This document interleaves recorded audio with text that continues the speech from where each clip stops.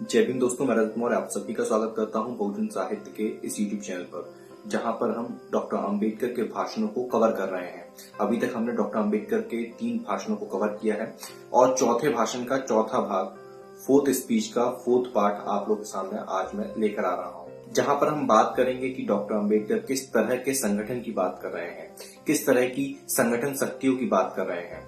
Video शुरू करने से पहले आप सभी से निवेदन है कि वीडियो को पूरा देखिएगा और चैनल को जरूर सब्सक्राइब कर लीजिए, ताकि आने वाले सभी वीडियो का नोटिफिकेशन आप लोगों तक पहुंच सके। अगर आप बहुजन साहित्य की आर्थिक मदद करना चाहते हैं, जो कि बेहद जरूरी है, उसके लिए यहाँ स्क्रीन पर मेरे अकाउंट डिटेल आपको शो हो रहे होंगे, उसके माध्यम से आप जितनी चाहें उतनी समर्थन राशि में भेज सकते हैं। डॉक्टर अंबेडकर का यह भाषण 24 मई 1924 को एक साप्ताहिक में प्रकाशित हुआ था, जिसका नाम था ज्ञान प्रकाश। इस भाषण में डॉक्टर अंबेडकर कहते हैं, यह देखते हुए मुझे लगता है कि हम लोगों में संगठन शक्ति पैदा करने के लिए सभी अछूत जातियों के लिए एक व्यापक संगठन की आवश्यकता है। यानी हमें ऐसा व्यापक संगठन बनाना चाहिए। इस संगठन में हमारे 2 काम पूरे होंगे। एक तो हमें सार्वजनिक कार्यों के लिए धन संग्रह करना आसान होगा। दरिद्र लोगों के मनोरथ उपजते ही लुप्त हो जाते हैं, ऐसी कहावत है। हमारा समाज गरीब होने के कारण उससे कुछ कार्य संभव होंगे कि नहीं, इसका संदेह बना रहता है। यहाँ पर डॉक्टर अंबेडकर जिस तरह के संगठन की बात कर रहे हैं, वो संगठन राष्ट्र स्तर का होना चाहिए, ना कि क्षेत्रीय स्तर का, ना कि राज्य स्तर का। आज की डेट में आप देखिए किस तरीके के संगठन बनाए जा रहे हैं। डॉक्टर अंबेडकर ने कहा था कि संगठित रहो, और हम लोगों ने क्या किया कि हमने गली गली में संगठन खोल दिए।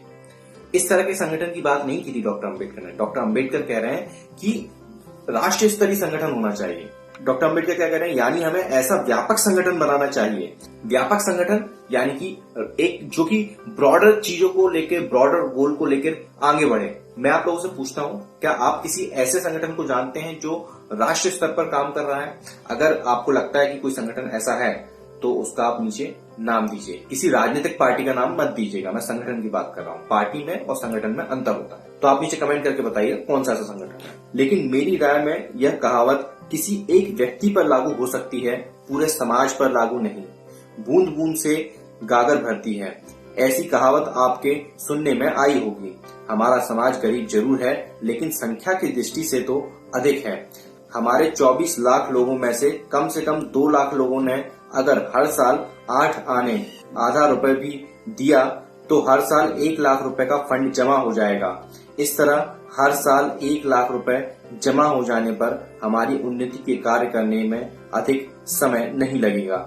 इस तरह हर साल 1 लाख रुपए जमा हो जाने पर हमारी उन्नति के कार्य करने में अधिक समय नहीं लगेगा, लेकिन उसे करने के लिए हमारे पास एक केंद्रीय संगठन होना आवश्यक है। अब वो केंद्रीय संगठन कहाँ है? वही बात जो मैं अभी आपसे कह रहा था कि राष्ट्र स्तर के संगठन की बात की जा रही है, तो उसकी आप देखेंगे कोई चर्चा नहीं होती। मेरी नजर में तो एक ऐसा संगठन है, और उसके ऊपर मैं डेडिकेटेड वीडियो बनाऊंगा, अगर आप लोग नीचे कमेंट में कमेंट करके मुझसे कहेंगे तो। अब यहाँ पर आप एक चीज समझिए कि डॉक्टर अंबेडकर ये कह रहे हैं कि अगर 2 लाख लोगों ने भी सिर्फ 50 पैसा भी अगर दिया हर साल, तो 1 लाख रुपए का फंड जमा होगा। अच्छा, इस तरह का एक आइडिया मेरे दिमाग में आया था लास्ट ईयर मई मंथ में। उस समय मेरे साथ 2 लोग जुड़े हुए थे। एक राजकुमार करके एक पर्सन है यूपी के, और एक यहीं के मेरे दोस्त हैं राकेश पटेल जी। उनसे मैंने कहा था कि हमें एक ऐसी संस्था बनानी चाहिए जो कि भारत के हर राज्य में जितने भी जो मेन डिस्ट्रिक्ट्स जो होती हैं, जैसे अगर मैं एमपी की बात करूं तो एमपी के अंदर 4 मेन डिस्ट्रिक्ट्स हैं, एक ग्वालियर और जबलपुर, इंदौर और भोपाल।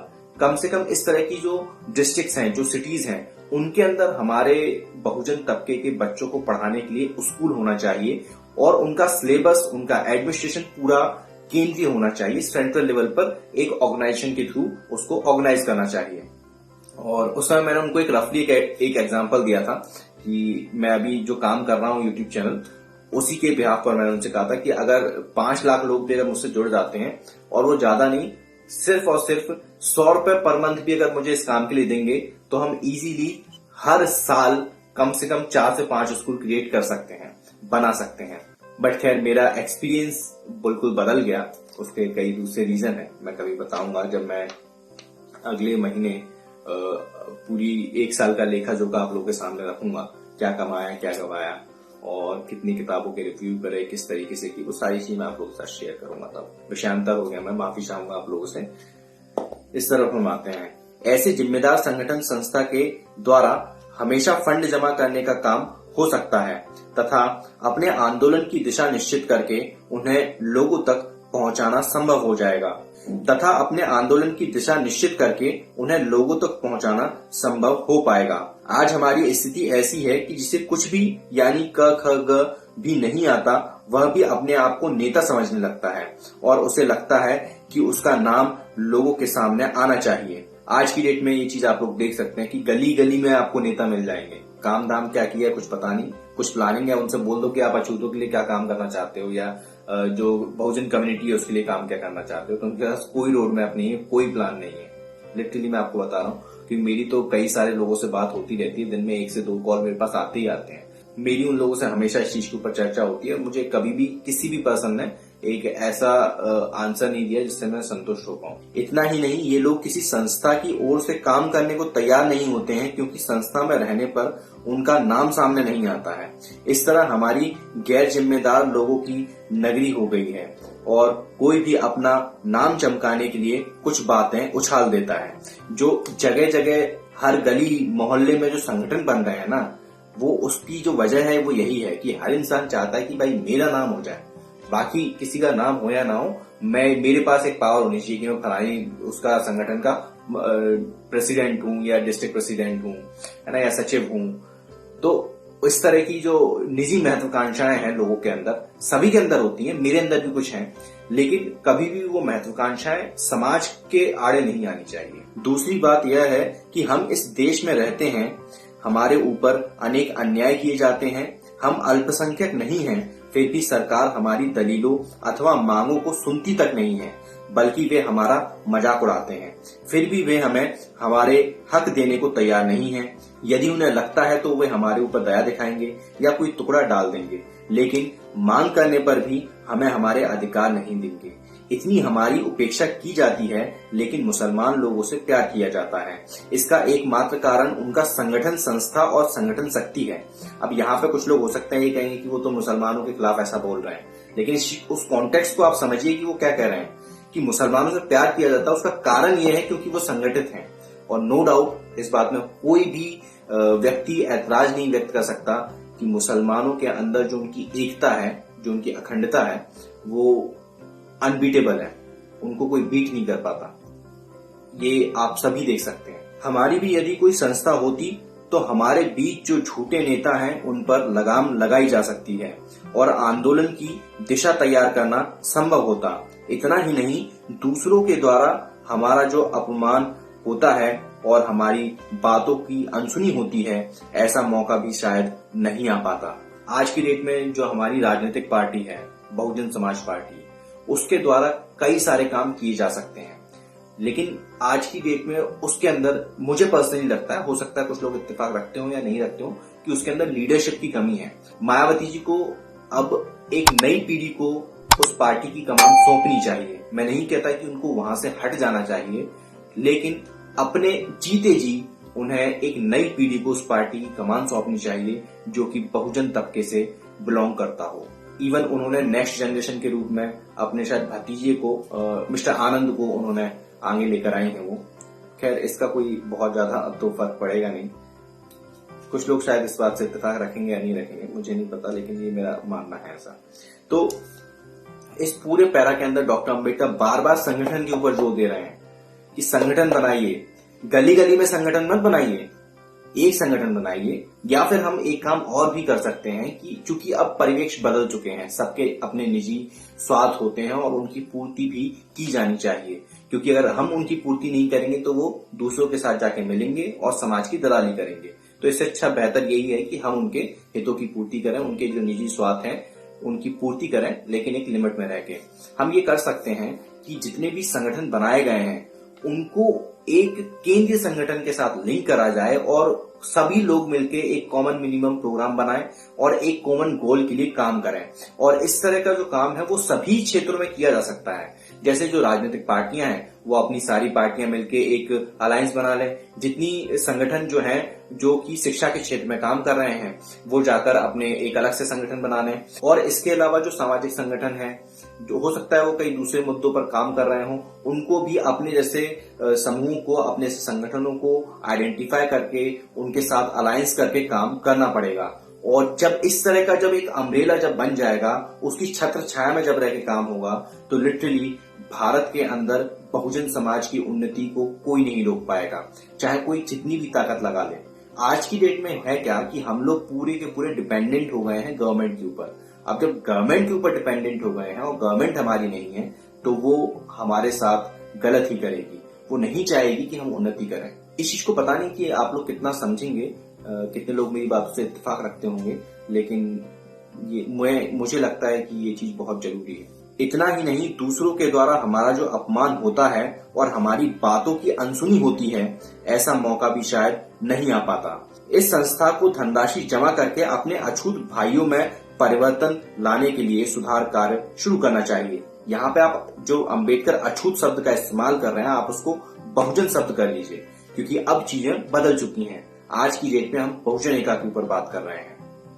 तो क्या कोई ऐसी संस्था होनी चाहिए जो कि केंद्रीय स्तर पर पूरा पैसा इकट्ठा करे और फिर उसको वो डिस्ट्रीब्यूट करे। केवल अछूतपन के विरोध में चिल्लाने से कोई फायदा नहीं होगा। हम ये भूल जाते हैं कि हिंदू समाज में जो जाति भेद है, उसी के साथ उनमें गुण भेद भी हैं। इस चीज को समझिएगा। मैं आरएसएस के ऊपर एक डेडिकेटेड वीडियो बनाने वाला हूं बहुत जल्दी, तो उसमें मैं इसके ऊपर बात करूंगा।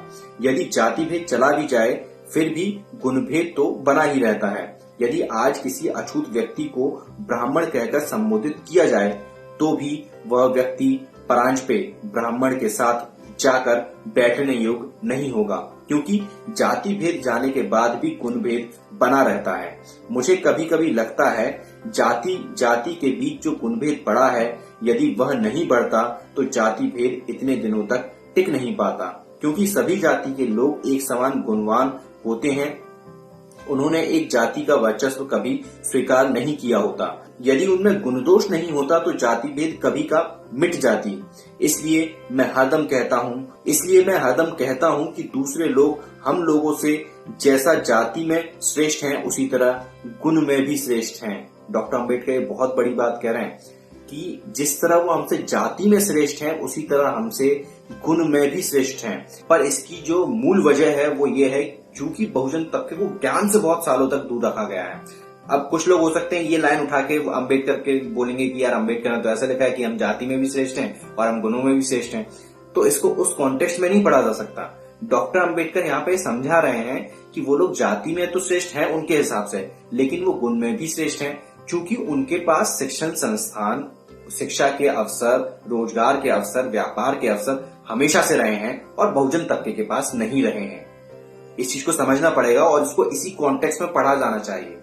डॉक्टर अम्बेडकर के साथ ये बहुत ज्यादा हो रहा है। आप लोग तो पता नहीं ध्यान देते हैं कि नहीं देते। मैं तो काफी ज्यादा आर्टिकल्स पढ़ते रहता हूं, तो मैं देखता हूं कि कई जगह पर वो लोग डॉक्टर अम्बेडकर को गलत तरीके से व्याख्यायित कर रहे हैं, गलत तरीके से उनके लिखे को समझा रहे हैं लोगों को। इसलिए हम लोगों को अपने लोगों में व्यवहारिक गुणों को बढ़ाने की खास कोशिश करनी चाहिए तथा जाति भेद के विरोध में आगजनी नहीं है, तथा हमारे ऊपर जो अन्याय होता है उसके कारण वे विरोध नहीं करते हैं।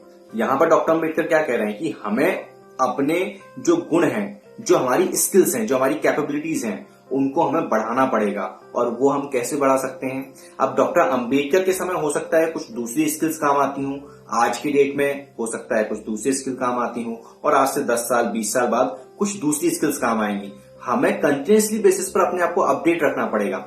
जितने भी युवा मुझे सुन रहे हैं उनसे मेरा एक विशेष अनुरोध है कि स्पेशलिटी किसी भी एक पर्टिकुलर सब्जेक्ट के ऊपर जरूर करें। सभी सब्जेक्ट्स को पढ़ें, लेकिन स्पेशलिटी रखें एक सब्जेक्ट में। चाहे आप इंजीनियरिंग में हैं, चाहे आप सिविल इंजीनियरिंग में हैं, चाहे आप सॉफ्टवेयर इंजीनियरिंग में हैं, चाहे आप हार्डवेयर इंजीनियरिंग में हैं। अगर आप साइंस की फील्ड में हैं तो वहां पर भी बहुत सारे स्पेशलाइजेशन कोर्सेज करवाए जाते हैं, होते हैं, तो उनके ऊपर अपनी कमांड रखिए। अब जैसे मेरे पास किसी सब्जेक्ट के ऊपर कोई कमांड नहीं थी हमेशा, क्योंकि मेरा एकेडमिक एजुकेशन में बहुत ज्यादा इंटरेस्ट था नहीं। लेकिन आज की डेट में मैंने पिछले 2 या 1.5 साल के अंदर अपनी एक्सपर्टी पकड़ ली है। मैं आज की डेट में बहुजन लिटरेचर के ऊपर अपने आप को एक्सपर्ट कर रहा हूं। भारत के अंदर बहुत सारे लोग जो हैं उनसे काफी अच्छी एक्सपर्टी मेरी हो चुकी है इस सब्जेक्ट के ऊपर, वो चाहे डॉक्टर अंबेडकर हो या बाकी जो बहुजन लिटरेचर है उसके ऊपर, क्योंकि मैं कंटिन्यूसली उसको पढ़ रहा हूं। तो आप लोग भी एक पर्टिकुलर सब्जेक्ट उठाइए, पर्टिकुलर एक स्किल उठाइए और उसके ऊपर काम कीजिए। ये चीज वैसे यहाँ पर ऐड नहीं करनी चाहिए, लेकिन मैं यहाँ पर ऐड कर देता हूँ कि कोई भी व्यक्ति जब आपको जॉब पर रखता है, मैंने एक लंबा करियर रहा है प्राइवेट सेक्टर में, कोई भी व्यक्ति जब आपको जॉब पर रखता है तो पहले एक धारणा होती थी कि आपको समय खरीद रहा है, वो उसके बदले में आपको पैसे दे रहा है।